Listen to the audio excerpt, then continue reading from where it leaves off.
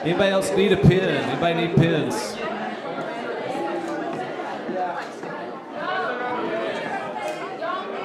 Who needs a rubber band? Who needs a rubber band?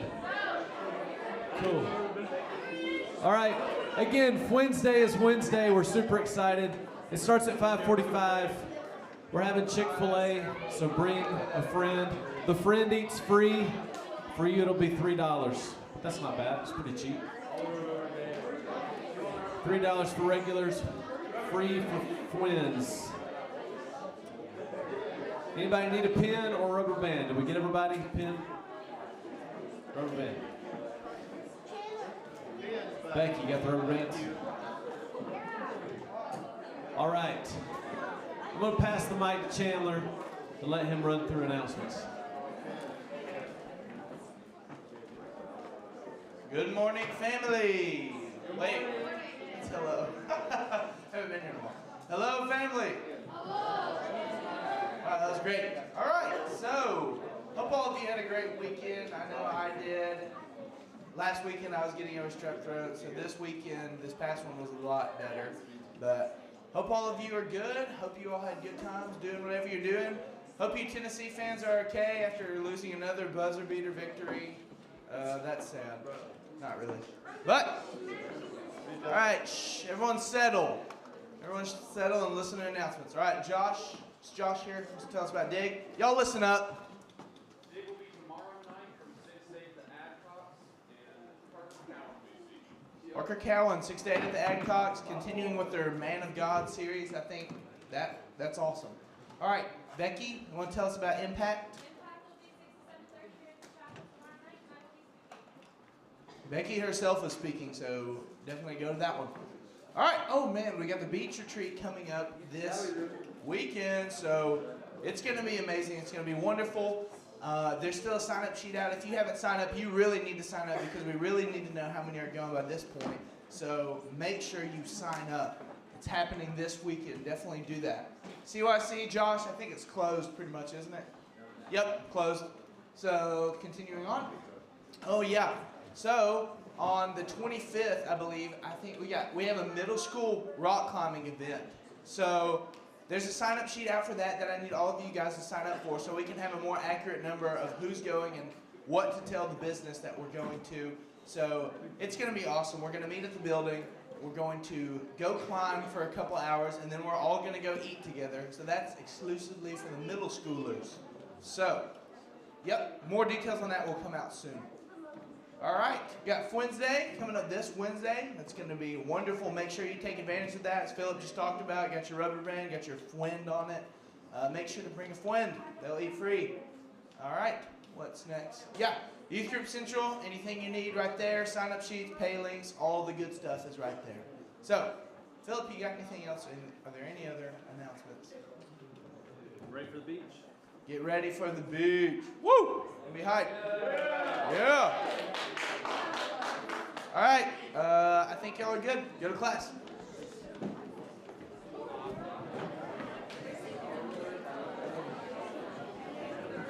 Good.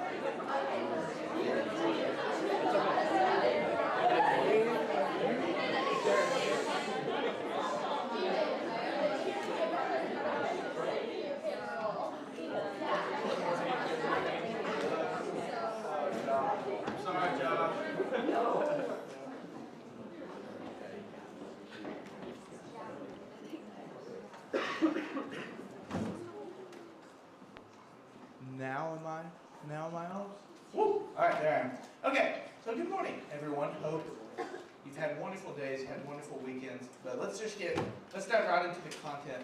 So, who can tell me what the book of Esther is about? And did you guys get into it at all last week, or did y'all stop right before you started it? Stopped? Okay. So who thinks you could give me a brief synopsis or summary about the book of Esther? My bad. That's right before this, though. Yeah. So, anyone think they could summarize Esther for me? Who's brave enough? Not you, Luke? Okay, someone, come on. Think you might know what this book's about. Yeah. So Esther was chosen by God to go and she went through like this beauty contest with a ton of other women to get with the king, and she ended up getting with him, and she had to convince him to not persecute her people. And I forgot his name, but there was an official that was trying to basically put a stop to it all. I think Haman, Yeah. that's right. He was trying to stop the whole deal, and he ended up getting hanged on something he built for Mordecai, which is Esther's cousin. Man, that was a pretty near perfect description with lots of good details. Round of applause for that. That was a great description. Yeah. Yeah, that was an awesome description of the book of Esther. But the book of Esther is unique. It's a lot different from any of the other books. Philip, correct me if I'm wrong on this, but I do believe it's the only book that does not mention the name of God directly. The book actually never mentions God, which is really interesting and unique that it's in the Old Testament canon because it never mentions God. But that does not mean you do not see God work through the book, and you see His providence play out through it. So setting the stage for Esther, I'll ask you, do you ever hear people talk about the providence of God? Do you guys ever hear that? Let me ask, what do you think that word means? What is the providence of God?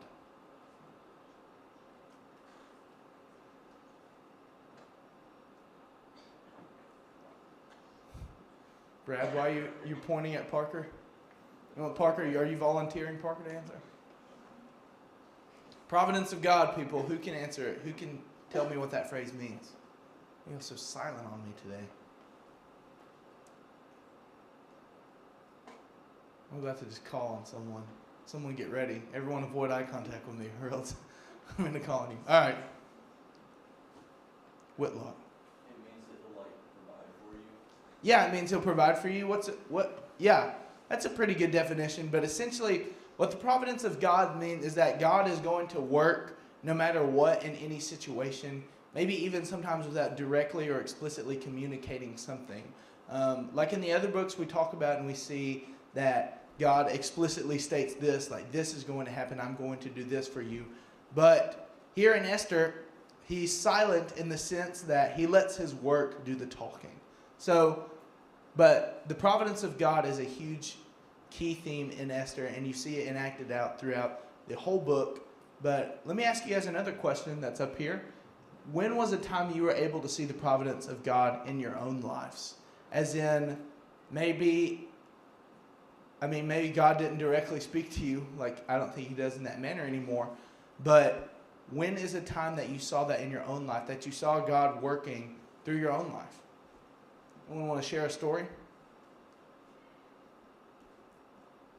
I can share one if needed. So it happened when I was about 14 or 15, and me and my family had decided that we were going to move to northeastern Europe to do mission work for a year. So that's a fun fact about me is I got to live in ex-Soviet Estonia is the country's name. And so we packed up when I was a freshman in high school. Who's a freshman in here? So yeah, I was all of your age, and then I was told, actually I think I was an 8th grade summer, I was told that we were like, all right, first year of high school's coming up, we're going to be in northeastern Europe, woo! And that's what happened. And so we moved to northeastern Europe and spent a year of our lives doing mission work there in Tartu, Estonia as a family. But there's a lot of things that had to happen first. Like the biggest thing was who is going to rent our house for a year. People in Florence or in that area, most people in the area typically own their home, so it was strange to see someone rent a whole house. And I remember that me and my dad were getting our haircuts at this place. And we overheard some woman talking about how she was trying to find a house for rent but couldn't find anyone that rented a house out for a year at a time. And we were like, we're renting a house out for a year at a time. And so we ended up communicating with her, and that was a woman and her family stayed in our house for a year for the perfect amount of time. And I could go into a lot of other details and talk about the providence of God and how that was very evident in that time. But as an example like that, now that I talked, I want you guys to talk. What are some examples of the providence of God that you've seen play out in your own life? Could be something small, could be something large.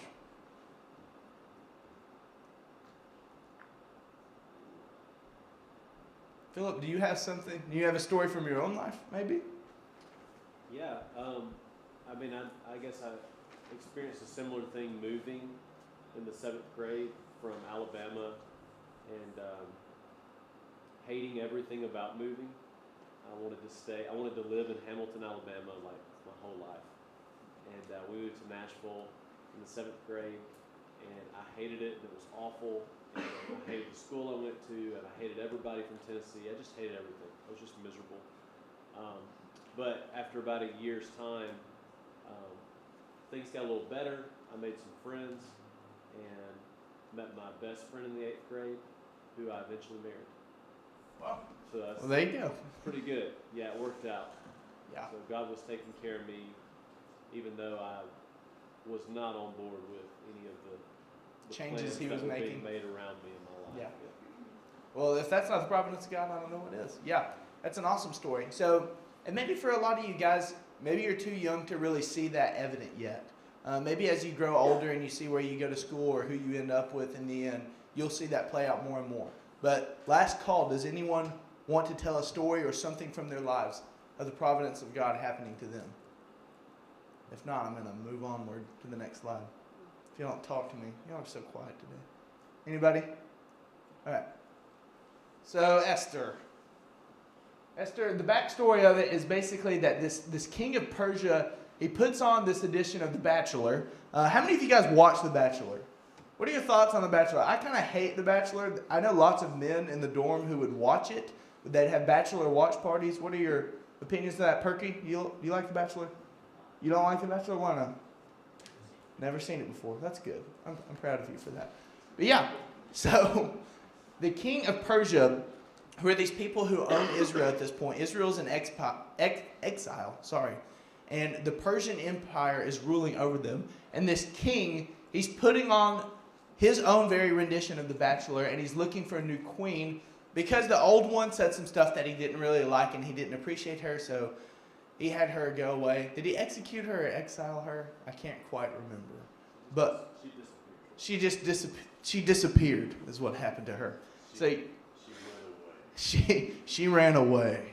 But yeah, so the king of Persia is putting on this big beauty pageant, and Esther is in it. So Esther 2:2-4 says, "Then the king's young men who attended him said, 'Let beautiful young virgins be sought out for the king, and let the king appoint officers in all the provinces of his kingdom to gather all the beautiful young virgins to the harem in Susa, the citadel, under custody of Haggai, the king's eunuch who is in charge of the women. Let their cosmetics be given them, and the young women who pleases the king be queen instead of Vashti.'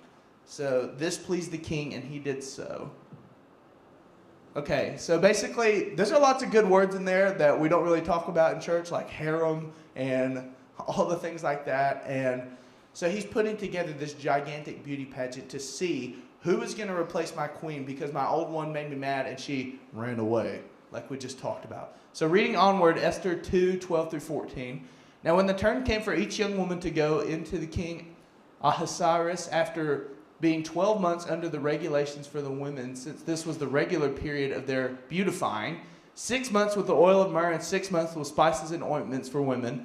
When the young woman went into the king in this way, she was given whatever she decided to take with her from the harem to the king's palace. In the evening she would go in, and in the morning she would return to the second harem in custody of Shashgaz," I just didn't want to pronounce that, the king's eunuch, who was in charge of the concubines. She would not go in the king again unless the king delighted in her, and she was summoned by name. So basically, they all presented themselves to the king. All these things happened, and then the king himself was going to pick out who's going to make it to the second round, essentially. So the story is that Esther is this beautiful young Jewish woman who's fairer than all the maidens. She wins the heart of the king and the queenship, and she wins the Bachelor of Persia, basically, and she gets selected to be the queen. But both of her parents are dead, and she was raised by her uncle Mordecai. So Esther's a Jew in this foreign land. Her whole people are exiled, and she's taken along with them, and she ends up getting to become the queen of Persia, which is a really big deal. So then you got the guy Haman. So we already heard a pretty good description of Haman. He's the villain. He's this high-ranking official, and he's in power. He's really bad. He's power-hungry, and he thinks he's wonderful. If you read the story of Esther, you're going to see Haman go around throughout the book and delight in making people bow down to him. He loves praise. He loves worship. And so he expects other people to think the same thing too, as that slide says. But he loves people's praises and constantly would go about the city streets making people bow down to him because he was the king's official. So Mordecai, who's Esther's uncle that we've talked about, is a faithful Jew, and he refuses to bow down to Haman because he's faithful to God, and he only wants to serve and bow down to God. And so Haman, his pride is so very hurt that when he hears about Mordecai's faith and realizes what people group he belongs to, he vows to destroy all the Jews living in Persia, which is a gigantic number of them. So imagine being so haughty and stuck up that your pride is that hurt that you want to commit genocide and wipe out a nation. Yeah, pretty bad. Pretty bad guy. So word of this gets to Mordecai, and then he gets the word to Esther and says these very famous words that I'm sure you've all heard of. Do not think to yourself that in the king's palace you will escape any more than all the other Jews. For if you keep silent at this time, relief and deliverance will rise for the Jews from another place. But you and your father's house will perish. And who knows whether you have not come to the kingdom for such a time as this. Those underlined words specifically.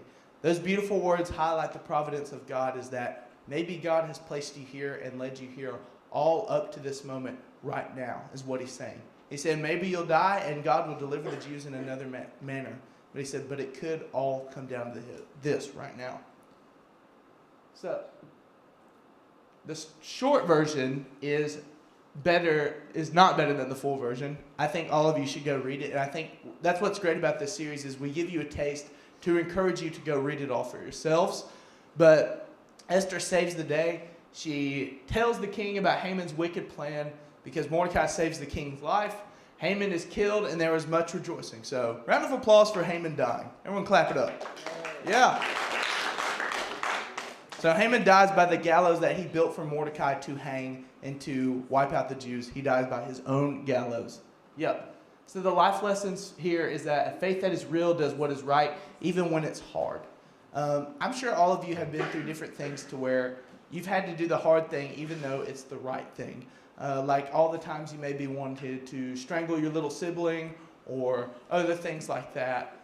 Whatever you're going through, your faith needs to take priority even if it's the most difficult thing to do. Does anyone want to share something about maybe a time you had to do the right thing, but it was the hard thing? Surely someone's got something for that. Had to do the right thing, but it was the hard thing.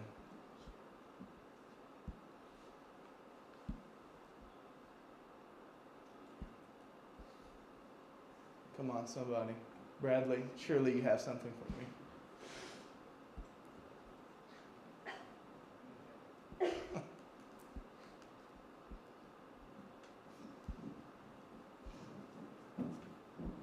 I had to do the hard thing? Yeah. Oh, finally. Thank you. In 7th grade, we were taking this big science test, and everyone around me had these cheat sheets and were cheating on it. And even though I wanted a good grade on the test, I decided that it wasn't going to be right to cheat. So I got a bad grade when everyone else got a good grade. Another cheat. Wow. That's good. That's a really good example. So did they ever find out? No, because I think the whole class did. Wow. so justice was never served, but we know, the Lord knows about it. Yeah, that's a great example. Does anyone else have a story from their own lives of when you had to do the right thing even though it was very difficult?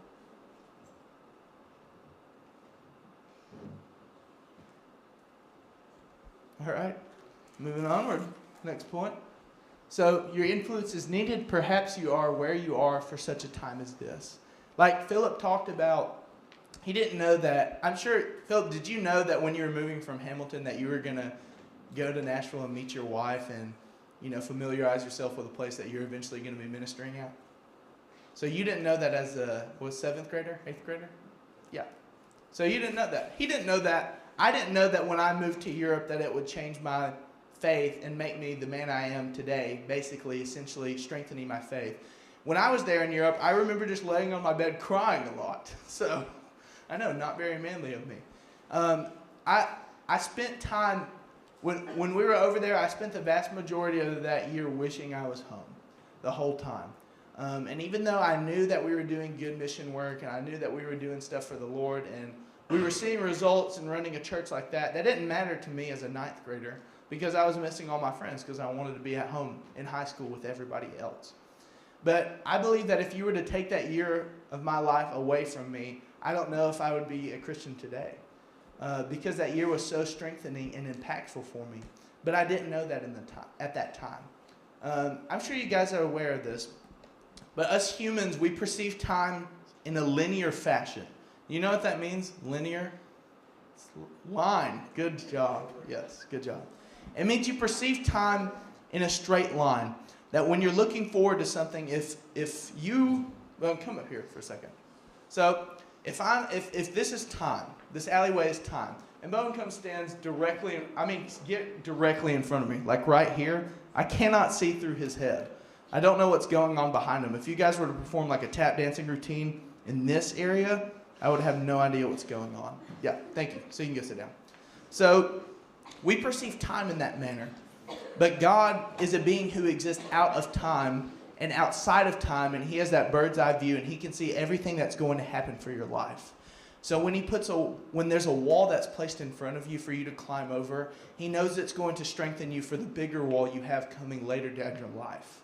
And in the same way that I was just a silly, dumb little scared 9th grader living in ex-Soviet Russia, I didn't know at that time that year would strengthen me to be the Christian I am, to eventually go to the school I went to major in what I majored in, to get the job I have here, to meet the woman I'm going to marry back there. So all of those things happen for a reason, and it's because the divine providence of God is acting individually, each in your own lives.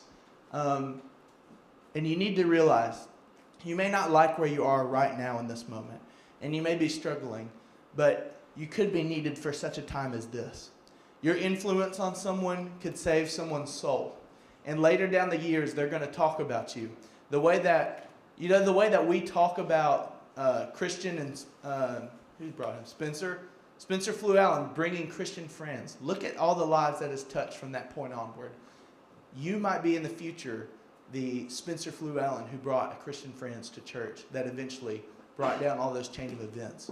Guys, you have to realize even when it's hard and you have to do the right thing, that you could be right in the place you need to be, even when you can't see it that way, really. So never underestimate the great power and influence of a godly woman. Man, that is so true. I'm getting married to a godly woman, and she has a beautiful, wonderful influence on my life, and she's so wonderful and pretty. You look great. But, yeah. So sorry that was cheesy, but that's genuinely how I feel. And guys, I hope you need to be praying right now that you find a godly woman to marry when you grow up. I can't tell you how many times me and Philip go in the office and Philip's like, I was talking to Laura last night. She brought this perspective that I had never thought of before. Philip, I'm sure more times than not she's bringing good wisdom to you, and all your ideas are probably, she's kind of, would you say she's the puppet master of you essentially? Pretty much. Yeah. If an idea is bad, she squashes it. If an idea is good, either I don't tell her about it or it happens. Yeah. So behind every man is a good, godly woman. So never underestimate the power of a godly woman. Oh, that's awesome. All right. onward. Next, what do we got? Do we have enough time to do, or should we just call it here early? What do you think? We got 15 minutes, but up to you. All right, we got 15 minutes. What we got? We got Job. Oh man, this is a huge can of worms to open right now. I'm actually in a class for this right now. We're studying the book of Job. So once again, I'm going to ask, even though y'all haven't been chatty, I'm going to keep putting the pressure on you. Who could give me a brief synopsis of the book of Job? Oh, Karis, thank goodness. Yeah, tell me. So Job is a very blessed guy, and Satan comes to God and says, he only serves you because his life is good. And God's like, that's not true. You can test him. So Satan takes away all of his house, his money, his kids, but he leaves him his wife and his terrible friends. That all tell him, turn away from God, he's turned away from you, and just make fun of him, and they're awful. And Job's like, no, not doing that. And then his wife finally dies, and then doesn't Job turn away from God, and then he comes back. Yeah, in a way, some details here and then at the end might have been a little muddy, but we'll clear that up the more that we study it. But yeah, it's a book about retribution, and it's a book about suffering. So if you really, we have a Bible study sometime at the Haley's house, and we were talking about doing the book of Job, and multiple people commented that, okay, if we're going to be Job, it needs to be spring or summertime because it's too dark. If we're going to talk about Job, we need sunlight in our lives because they're right in saying that it's a dark book. It's a hard read. There's lots of bad things that happen to Job. So let's see what the slides say about it. So the main characters, you got Job, you got Job's family, Job's friend Eliphaz, Bildad, and Zophar. So I've always heard this terrible preacher joke. I wonder if y'all think it's funny. Did you guys know that Bildad's the shortest man in the Bible? Because he's Bildad the shoe height. He's the height of a shoe. Yeah, super funny. That always made me laugh as a kid. I don't know if that tells you anything about my sense of humor. All right, shh, focus. I shouldn't have said the shoe height joke. That was bad. So the best way to tell you the story is for you to read the first 2 chapters of it. So I guess that's what we're going to do. So, okay. Never mind. The rest of the story is about Job and his friends trying to figure out why these terrible things are happening to him. So forgive my unfamiliarity with the slides. I mainly focus on Esther, and then I wasn't expecting to actually make it to Job today. But yeah, so all these horrible things happen to Job, and he's sitting in his grief, and these 3 friends approach him, and they come before him, and they sit with him for silence in 7 days. So while he's grieving the loss of literally everything he's ever owned, his friends come before him and sit in silence, right? Which, honestly, they were just there for him and didn't say anything. And it was all well and good until his friends opened their mouths. And that's when it all began to go wrong. And that's the primary text of the book, is these dialogues that are had between Job and his friends, right? And his friends kind of stink, like Kara said. In a way, they're good friends, too, because they were there for him. So the Lord blessed Job for his faithfulness twice as much as he was blessed at the beginning. That's the end of the story. I'm sure that, I think that we could get into more details on it at a later time. I don't really want to open this up and not do it justice. So I think I'm going to wrap it up right here because I don't think I could adequately explain it to you in the short amount of time that I have. All right, so I'll say a prayer and then we'll be done. So let's pray. God, thank you so much for today. Thank you so much for your faithfulness. Thank you so much for your providence. And Lord, it's such a blessing that we get to see each of you enact in different ways in our lives. And we get to see you move and work, Lord, and help us to continue to see that, God. Bless our vision to continually have our eyes open to the ways that you're working in our lives, God, even though we don't like it sometimes. Help us to perceive time in a different way, the way that you do, Lord, that we can see that even though we're not enjoying something right now, that maybe it's for the best, Lord.